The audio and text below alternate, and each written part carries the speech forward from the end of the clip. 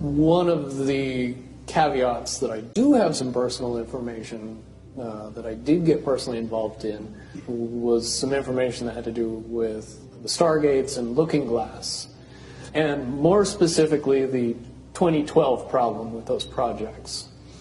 The popular opinion of what's out there right now is that the project was shut down because there was a problem when we approached 2012.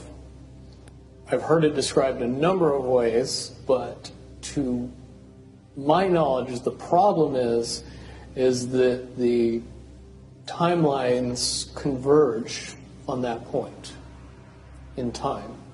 And when you know enough about the Stargate projects and the Looking Glass project to know how string theory works and how the possibility of possibilities works and how making one choice over here doesn't necessarily mean that the other choice couldn't exist at the same time. But once you get your brain wrapped around this subject, you find out that at the end of 2012, in an easy way to put it, the choices that we make become less and less consequential to the future. And eventually we're pushed into this bottleneck of time, no matter which choice we make. And that's important to the people that had access to Looking Glass because they would use Looking Glass knowing the choices that they would make and the future would pop up. The big mistake was coming up with the possibility of future.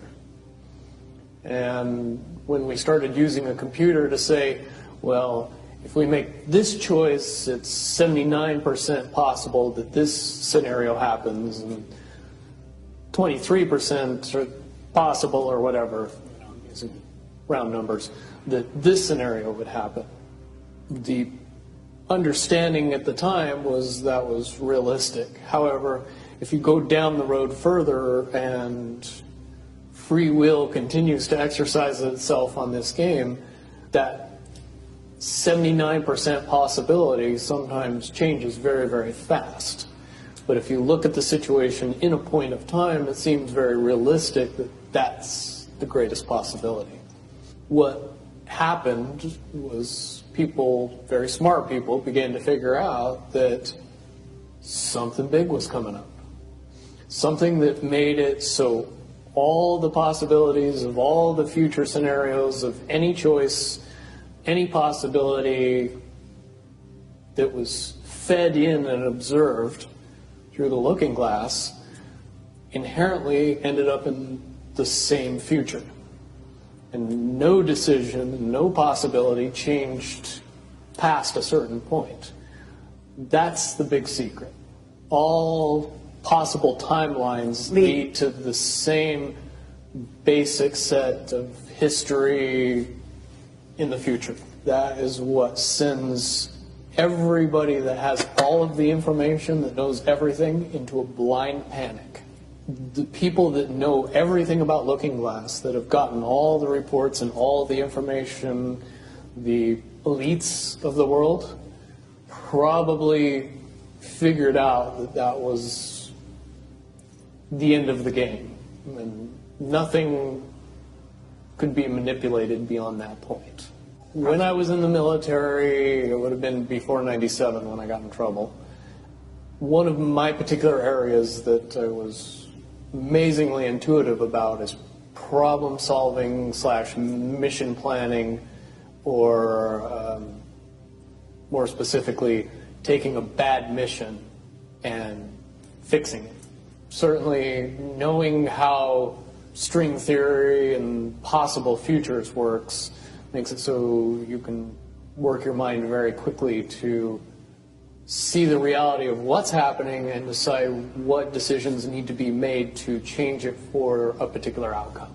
At a certain point, after they're done hearing the computer tell them, this is what's going to happen over and over and over and over again, all they become focused on is, how do we fix it? What I do know is that I was called in and asked to solve this problem, this timeline contraction problem. And I eventually did my due diligence and did all the investigating and basically only had one piece of information, and that was reinforcement. The computer's right. The timelines will contract down to some inevitable thing. There is an inevitable event. It's been forecast, it's been predicted, it's been fed to us in a slop trough of what they want us to believe will happen. They don't actually have control over what happens. They only have control over the reaction, and it seems that no matter what they try to do to cause their desired reaction, it's going to have an opposite effect. Much, much easier for me to explain today what that process is as opposed to back then. If I had to give it a name, I would say it's the awakening process.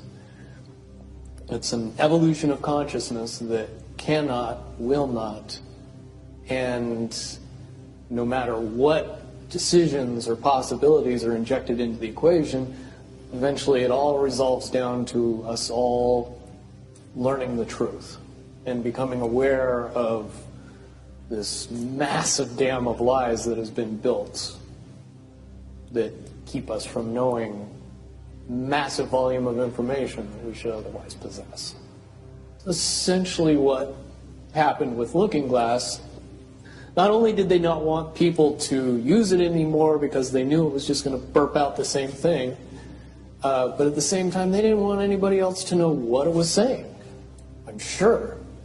Because that information was a monumental concern when I was in the military about how to prevent this inevitability. Now, at first I thought it was end of the world. Now I see end of the world as end of their world. The biggest cherry on top of all this conversation would be a synopsis to say that if I could convince everybody out there that for all intents and purposes, what we believe to be true eventually becomes true. If somebody convinces us that a major disaster is going to happen in the very near future, a major disaster happens in the very near future. If we don't buy into that fear and accept that there's really nothing that we know is going to happen, and accept of whatever happens, that makes the convergence of the timelines happen as naturally as possible. Any attempts to try to go away from this one inevitable conclusion, I again see as a new beginning, an end of this reality, the beginning of something that we can't even possibly understand based on the level of our beliefs currently. But when all that information comes flooding out, there's going to be no denying what's true and what's a lie or what's illusion. Basically what we're experiencing right now is two master chess players sitting at the board. And one of them looks down at the board and sees that he's in checkmate in 7 moves. And he looks across at his opponent and he knows that his opponent sees it too. So there's no getting out of it. So at this point, the loser can only prolong the game. Both players know the game is over. It's only a matter of time before he does this, and then you're forced to do this, and then he's forced to do this, and eventually checkmate. We, as a race, if we could understand that the game is over, that based on the rules of the game, the bad guys have already lost, the good guys have already won. Yes, there's moves left on the table, but those moves are being forced by the player that is going to win. The